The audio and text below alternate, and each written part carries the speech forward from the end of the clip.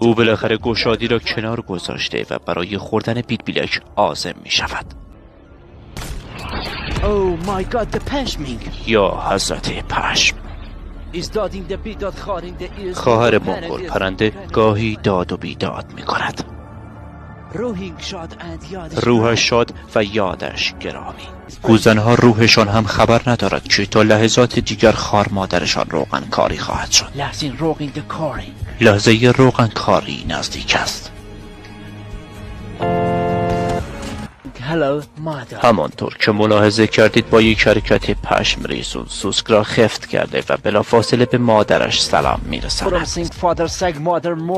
این عنکبوت پدر سگ مادر مرده قرمساق زمین را حفاری کرده و به انتظار طعمه میشیند تا اینکه اسرائیل یک سوسک گهشانس را به سمت تله عنکبوت هدایت میکند.